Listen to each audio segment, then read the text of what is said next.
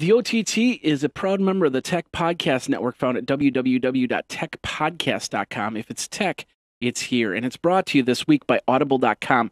Go over to audible.com and download yourself an audiobook and a 14-day free trial by going over to audiblepodcast.com/geekazine. audiblepodcast.com/geekazine.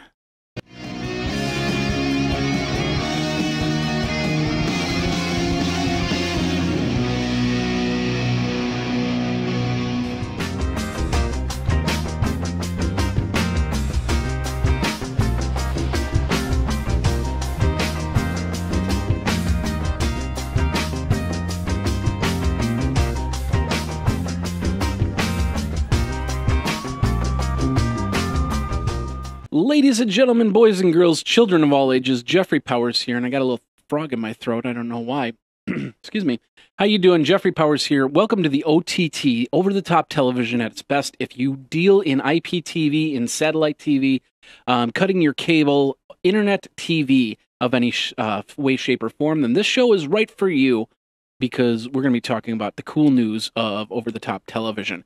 I'm here with my usual guest, Gabriel Guzman. Hopefully I pronounced that right? Yeah, pretty much. Gabriel Guzman. All right, and where can people get a hold of you, Gabriel? On Twitter, Master Wolf instead of an L1, and on Google Plus, and like always, we'll have the link on our show notes. All right, perfect. Well, we got a pretty interesting week of over-the-top television. We had some news, and of course, the big Steve Jobs news that happened a couple days ago.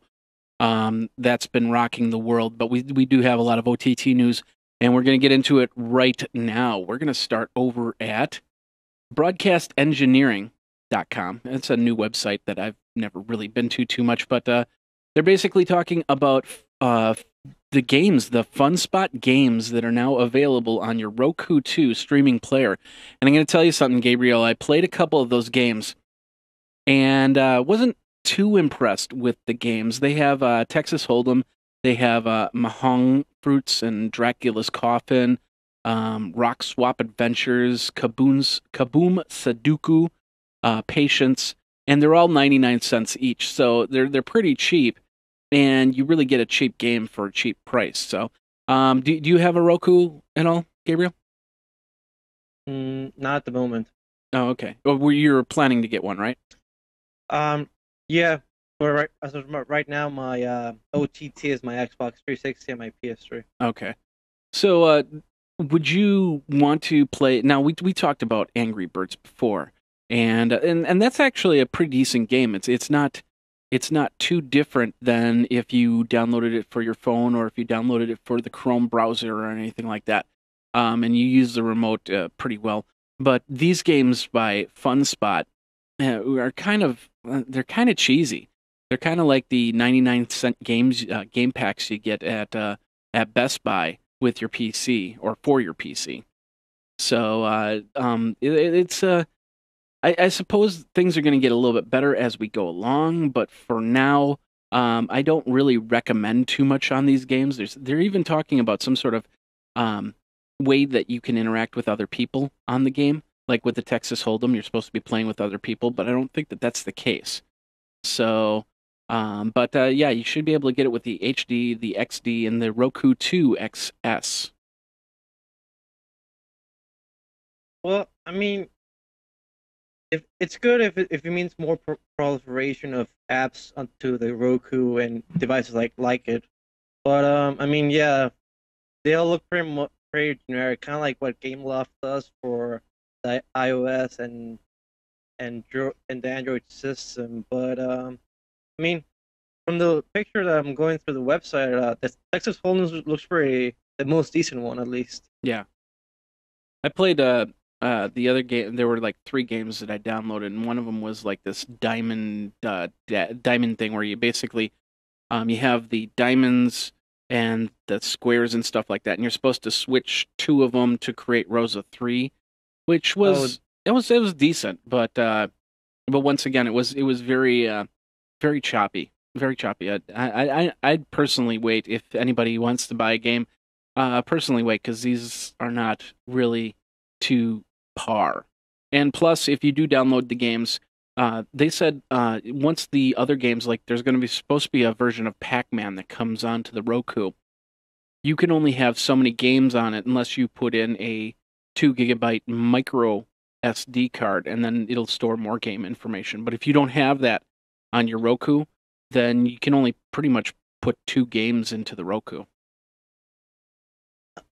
Well, what is your current Roku's hard drive space or data storage space? Data storage is actually only, I think it was like 256 megabytes, which I still thought was pretty low because it didn't change from the XDS to the XS. I thought they'd at least bump it up to 512 megabytes, but that's it's not the case. They figure, you're just buffering video for the most part. Yeah, I guess, but I mean, yeah, that is true. I mean, if they're going to release more deeper apps, you probably need to upgrade your storage. Yeah. So, anyway, that's over at broadcastengineering.com. You need to get yourself a Roku there, Gabriel. They're only $59. Actually, if you go over to geekazine.com/Roku, you can get yourself a Roku. That's geekazine.com/Roku. And go from there. So let's move on here. We're going over to ZDNet on this next article, and they're talking about Apple TV finally dropping the TV rentals. That you could rent TV shows for $1.99 per episode, or for the season if that's complete. I know I just saw Royal Pains for like $9.99. Now this is just TV shows; it's not movies. But you could basically for $1.99, it gave people 30 days to watch their rentals, and then once they started watching them, they had 48 hours to complete them. The response wasn't that overwhelming, therefore they decided that they're not going to continue on with that and go from there. So, any thoughts on that? On the Apple TV there? Well, I'm really surprised about this. I guess because most people I know usually buy the whole seasons. This is how most people I know that watch TV go through it. They either go through it live TV, or they get the whole season and watch it back to back. Because I know a lot of people tend to not like waiting 1 week for the new episode. So that's why I guess this is why they didn't like to rent the episodes and just buy the whole season when it came out. That's true. In fact, when we talked about it last week with Fox, and how Fox wants to do a 1 week wait on Hulu, and I'm actually, to be perfectly straightforward with all of you guys, I'm ready to actually ditch my Hulu because I don't watch anything on Hulu that I couldn't get for free from the free service. So I've been paying $8 for literally a bunch of junk. The only real thing I got into on Hulu through Hulu Plus was one of their original series, The Booth at the End, and they're doing like these mini series, which is great, but they're only doing like one or two, or one every 2-3 months, unless they got like 4 or 5 shows that I can continually watch. Then I'm going from there. But otherwise, I'm going over to Hulu. I'm seeing what's there, and it's like there's nothing there, and then I'm moving on. I wanted to watch Royal Pains. I wanted to watch Burn Notice through that, and that's why I kept the subscription. But then the subscription turned around and made it so I couldn't watch the movie, or I couldn't watch the TV shows until like 30 days later. And then I forgot about them, and then I went back to look at Burn Notice, and I missed out on 2 episodes already, and they only do like 2 episodes at a time. So it's like there's this very, very thin window for a lot of stuff, and it's really bugging the heck out of me. And I think Hulu needs to kind of nip that in the bud. They got to put up some sort of contract that says, if you're part of this, you got to be part of this for a little bit more than just a sliver of information, because viewers are not going to put up with that at all. They wouldn't put up with it for anything. If cable was to do that, they wouldn't put up for it if even if it was all a la carte, they wouldn't put up for it. So I just think that Hulu needs to buckle down and say, this is the way it's going to be. If you don't want to be on our service, don't be on our service. Yeah, it's kind of weird. It's kind of like the network heads are completely ignoring the whole point of people cutting their cords. I mean, they don't want to. People do not want to be limited. I mean, if you even if you have Hulu Plus and they start limiting you, you're probably going to stop watching Hulu Plus at all and do something else. Maybe watch more Netflix or go outside. Wait a minute, go outside? What's that? I don't know what that is. That doesn't sound right. That sounds like a conspiracy or something like that. Have you been outside? That's scary. Oh, yeah, especially with Irene, yeah. I Oh would go yeah, outside with the East Coast. yeah. I do. Yeah, we do have to do a shout out to all of our friends out in the on the East Coast that are dealing with Hurricane Irene right now. I definitely my thoughts and my prayers are going out to you guys. I hope everything will get better. And I watched some of the webcam last night in New York City, and that was just it was very dead for 10 o'clock on a Saturday night. Now, granted, if it's like 2 o'clock in the morning on a Wednesday, yeah, I totally understand that. But yeah, for 10 o'clock on a Saturday night, there was almost nobody there, and that was just weird, weird, weird, weird. So anyway, hey, before we switch to the next one, I want to tell you guys we're doing this via Google Hangout. So let me show you this really quick.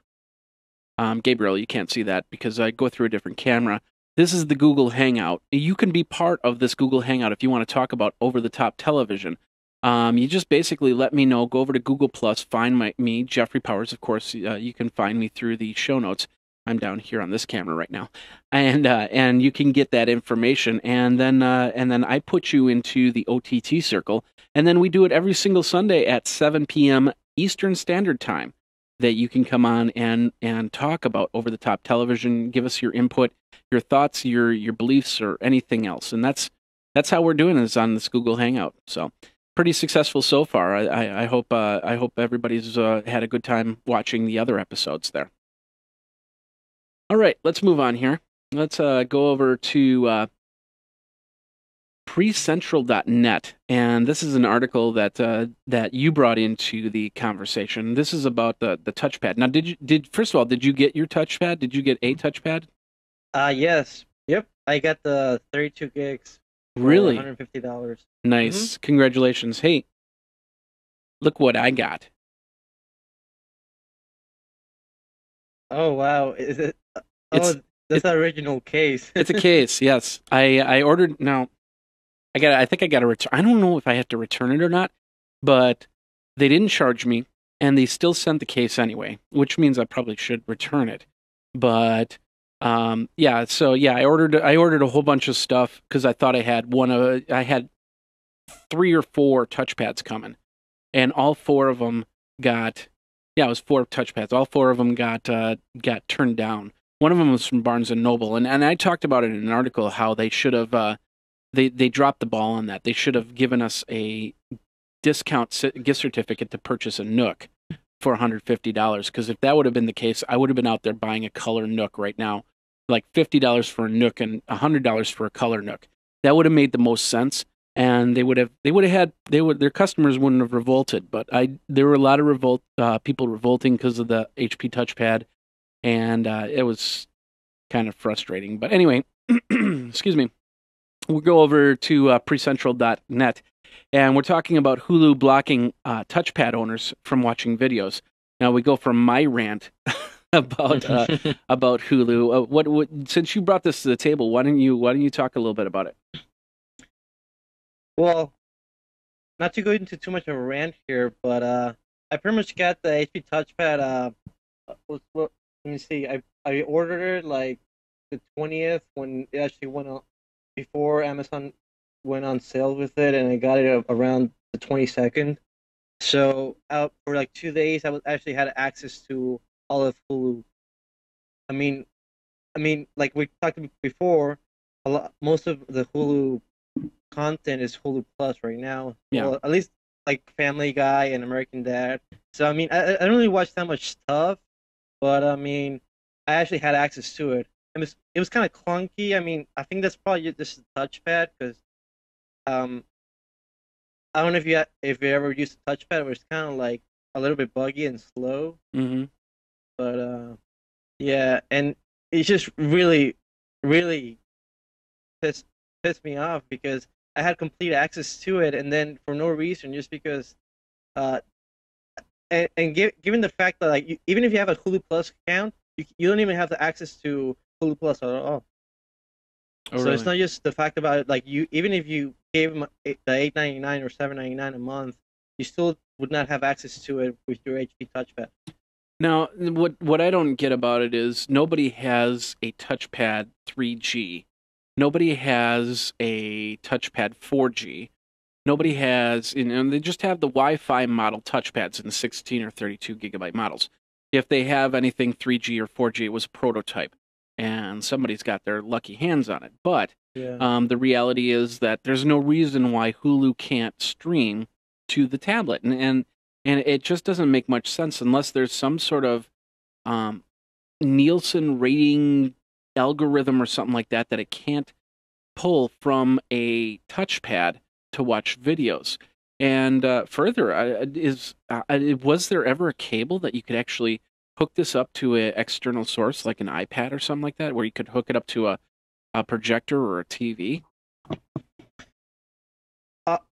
Actually, here's the funny part, because you can. There's people that have found a way to do it. You have to connect your HP touchpad to your computer with the USB cable, Okay. and then kind of run some commands from the command line. So you can like kind of like hack the through your touchpad to so Hulu thinks it's not a touchpad. Okay. But so yeah, in a way you can do that. Well, it'd be interesting to see if anybody tries to find a way to circumvent this. And Yeah, excuse me. that's what I was saying. They have found it, but it's just kind of like too cumbersome for the average user. Oh, okay. Because Okay. like you have to go through like a Linux command line and type a lot of code in. So I mean, definitely not for your average user, but for those, if there's a way, people will find it. Yeah, that's true. That's very true. So, all right. Well, precentral.net for more information on that. And we'll get into the next story. But first of all, we got to talk for a minute about audible.com, audiblepodcast.com/geekazine. If you're like me, I don't like to read. I hate to read. It's kind of dead print for me. But I lose my focus. And that's why I like audible.com. I can find a book, and if I'm on the right revision of the book, I can listen to it and read it at the exact same time. So I've been listening to some great books there. And it depends on what you're reading. Like right now, the one book that I always go back to is The 4 Hour Workweek by Tim Ferriss, and it's a great book. I downloaded the audiobook a couple years ago, and I still listen to it. It's on my iPhone in the iPod section, and I just pick it up when I need some inspiration. I pick it up and I listen to it, or I read and I listen and go from there. So you can give it a try for yourself. It's a 14-day free trial, and you get one free audiobook, and then every month they give you another free. I think it's another free audiobook. But of course you can buy credits and get more books and go from there. So, and I think it's normally $14.99 a month, but first month is our first 14 days are free with the free download. All you have to do is go to audiblepodcast.com/geekazine. Once again, that's audiblepodcast.com/geekazine, and you can start your free trial of Audible. So get your reading and get reading now, or listening to reading now. So anyway, let's get back into the OTT here. We're going to go over to Ars Technica, however you want to say it. And we're going to be talking about the Boxee iPad application is now on Media Manager. Now, Boxee is probably the most, it's free. If you've got a computer, you can get the Boxee app and you can have it on your computer, and you can have an over-the-top television solution right here, right now. But if you've got an iPad, you can have an over-the-top television solution on your iPad. So for those of you who have the touchpad, well, you're kind of out of luck. But if you got an iPad, you can get that going and go from there. Now, Gabriel, I'm gonna pose this question. I'm gonna pose this to you. Even though you can't get it on the touchpad, or at least they don't have a touchpad version just yet, as far as I saw. Um, Once you get it, I'm. What would you think that if all of a sudden things like Netflix, and I know Hulu does have an application on the Boxee, at least last time I remember, they had an application on the Boxee. So would they? I think they'd start blocking those apps. That's where I'm getting at with it. What's your thoughts on that? Do you think that this will become a useful application, or it will just become something that some people can circumvent the original problem of not being able to watch stuff, and then until they actually fix it and go, hey, you can't watch it on the Boxee either.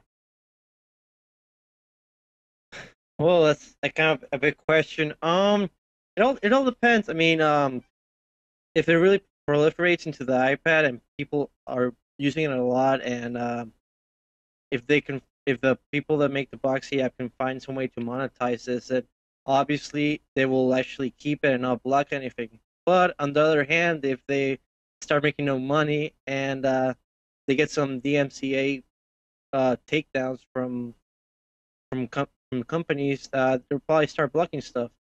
Well, they wouldn't get a DMCA takedown for these because they're third party apps. It's kind of like if you had a game in the iTunes store and it violated some copyright, Apple would not be involved unless you did some major refusal or something like that. So it would have to go way past the creator first, because all this stuff on here, all these channels are created by people like you and me. In fact, Geekazine does have a Boxee app out there, and you can watch a lot of the video on Boxee from Geekazine. But if I put something that all of a sudden I'd get a takedown notice for, they'd have to go to me. They wouldn't go to Boxee first, and that's part of the terms of service, if I remember correctly. Oh, really? Yeah. So like, goes. I don't know if you remember. I hate to bring this up, but Rebecca Black, she actually filed a DMCA for her own video, which is so ridiculous. But so it wouldn't go through the app; it would go to her then. Yeah. Well, she did a DMCA on YouTube, and I guess she didn't read the fine print correctly, because what happened was they ended up taking down her stuff because she put it into the takedown notice, and they weren't forgiving. Let's put it that way. So Yeah, that's what I was saying. Because like, if it's all original content, unless they're crazy people like that, I doubt it's gonna go down. yeah, that's true. That's true. So, well, we'll have to see if there comes out something for your touchpad, or are you planning to actually try and mod your touchpad to become an Android machine? Oh, there's a long way from that. I mean, right now you can actually technically buy a touchpad with a 2.2.1, which I think is Froyo, I think.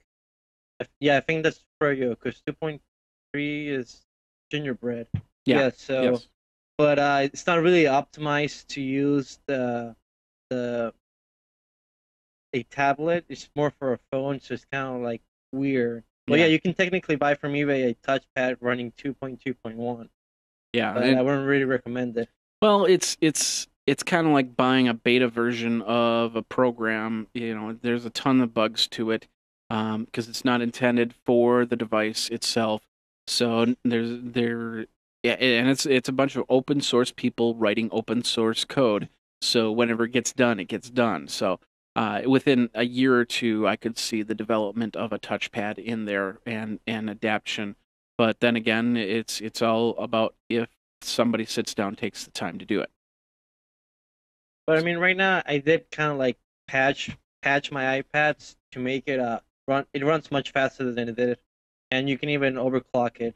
Yes, I had a Stephen Haywood over at the Tech Buzz actually overclocked his new touchpad to 1.5 gigahertz. So that's pretty cool. All right, Yeah. let's move on to the next article here. Last article of the evening. That's over at Broadband TV News, Eric Schmidt has basically said, okay, yeah, we are doing a UK launch for Google TV. Of course, we talked about it last week, and we talked about all the patents that they just bought from Motorola. And the most important thing is, how will they adapt into over-the-top television, IPTV? If this is some way to fight what they've been fighting about ever since they started last year, because there were part of it was content providers not wanting to push on Google TV. The other one was patent issues. So if they've got some of that stuff worked out, they're gonna take another run for it. And I see a lot of people that liked what Sony with Google TV came out with, and then the review not as great, but there were still a lot of people that that have tried it and were going, I'm kind of impressed with it, and I can't wait to see what happens if they do any updates or anything like that. Yeah, I'm actually surprised. I know we kind of talked about it a little bit with the patents that Google was acquiring from buying Motorola Mobility, and I was kind of like a pessimist saying, "Oh no, they're gonna take a long time." And you were actually, I guess I was wrong, and you were right. So Well, it's there, it's it's still not a done deal. All they're doing is they're saying, yeah, the UK is going to get Google TV, which they're different rules and regulations over there, and a smaller test market for to boot. So, and that's not even going to happen for, I think it was like they said 6 months or something like that. yeah. So it's not a totally done deal, and Google could instantly say, we don't want this is too much hassle. We need to move on to a different direction. Maybe look at this a little bit later and go back in. So Yeah, they just kind of gotta throw a little bit more money around. yeah, well, not as much throwing money around, but kind of getting inspired, I suppose you could say. But yeah, that's good, man. We need more competition. We need more people trying to get more content providers to, I guess, persuade them to put more content in there because we do not want something to happen like Hulu Plus where everybody just gets stuff taken down, and even in Netflix that I know you were talking about. I think last week that Sony was taking down some of their movies from Netflix. Yeah, So they took down all their Sony video from Netflix. So even if I watch Stars on Netflix, yeah, I couldn't watch like The Social Network or I can't think of any other Sony titles right now. But I basically would get the screen that says you cannot watch this video, and then I'd have to wait for that movie to get over to then continue to watch. So it's kind of frustrating because there's a lot of movies that I wanted to watch, and kind of like Hulu, I feel that I'm strangled a little bit on Netflix's selection. And speaking of Netflix's selection, tomorrow, or actually Wednesday, is the day that Netflix is going to change your subscription model from rental and streaming to either rental or streaming. So, which one do you have Netflix? And if so, which one did you choose? yeah, I share an account with my brother. I, we're gonna stick with the streaming, or at least I told him that I would at least pay for half of it, the streaming, and then he'll pay for the DVDs. Although he doesn't really use the DVDs at all. I Yeah, know we have a stack at the house that they've been there for months and we don't even use them. yeah. Well, if you do choose one or the other, ladies and gentlemen, and anybody out there, you got to think about this because I did the one movie and streaming package, and I have Empire Strikes Back sitting up there, and I've had it sitting up there for 6 to 8 weeks or something like that. Yeah, I was going to watch it and get to the next movie, but the reality was that I didn't watch it, and it's still sitting there. Well, September 1st is going to come along, and they're going to expect you to send it back. And I have a feeling that within a week or two, you'll get a charge on your credit card that for whatever discs you have still out there. And I think that they're going to do that very quick and very swiftly. And all of a sudden you'll notice it and you'll complain. We'll complain about it. That's for sure. But they'll if they're switching over, I don't think they said anything about when you have to return your movie back. So once you make the switch, if you choose streaming only and you still have discs, you might want to get those discs back to Netflix. Otherwise, they're going to charge you $40 to $60 a disc because that's part of their terms of service. If you keep the disc for a certain amount of time, they're going to assume that you want to keep it, and then they're going to eventually charge you for that disc. So, did you know that was in your terms of service there, Gabriel? No, actually, I will tell my brother right now, actually. Thank you. This is actually a really good service for the community. Yeah. I mean, I don't know if you're like me. I don't really read 30 pages of terms of service. Yeah. Well, that was the big one. There's a lot of websites that outline what the terms of service are, and basically, it's just they've got to cover themselves. They say you can hold on. It's just like Blockbuster too. You can hold on to that disc for as long as you want, but at some point in time, they're going to say, "Hey, you either got to return it, or we're going to charge you for that disc." And I have a feeling that they're not going to be too forgiving once September 1st comes around and you say, "I want streaming only." Because then all of a sudden they'll start saying, "Well, you got discs out there, and we're just going to charge you for those discs. So here's a $60 charge. Here's a 40, whatever the price they put the price in on the disc." So get them discs in, ladies and gentlemen. Yes. If you don't want to get charged some money. Very, very much so. All right, Gabriel, why don't you tell us once again how people can get a hold of you? You got the Twitter handle? Yeah, the Twitter handle, Master Wolf. Instead of an L, you put a 1 in there.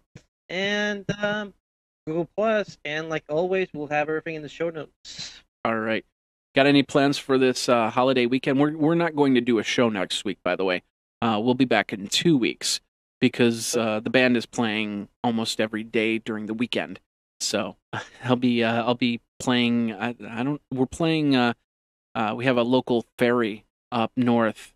They do a ferry crossing party during Labor Day. So we're gonna travel our cars across the water, and then we're gonna go to a local tavern and play for the evening. So there will not be a OTT next week. But got any plans for the holiday Labor Day weekend? No, not really. Actually, yeah. Just kind of. I'll probably be working actually. Oh, okay. Yeah, so that's what my plans. I'll be working through the weekend. Oh, okay. Well, we'll have fun with that, and then we'll come back in 2 weeks. You'll be back 2 weeks from now, right? Yeah, I should be back. Okay, perfect. Well, that does it for the OTT. My name is Jeffrey Powers. Thanks a lot to Gabriel. Once again, if you want to be part of the OTT, just let me know. We do this on a Google Plus Hangout session. I'll show you that screen once again. You can wave hi there, Gabriel. You're on the Google Hangout. And we do this every single week, so you go over to Google Plus and you make sure you have a headset. And, of course, your computer is fixed in a nice position so we don't get a bunch of wavy lines and stuff like that. But then you can join us and join in on the discussion on over-the-top television, IPTV, and so on and so forth. We'll be back, like I said, we'll be back in 2 weeks with another show. And until then, thanks a lot for watching. My name is Jeffrey Powers, and we'll see you next time. Take care.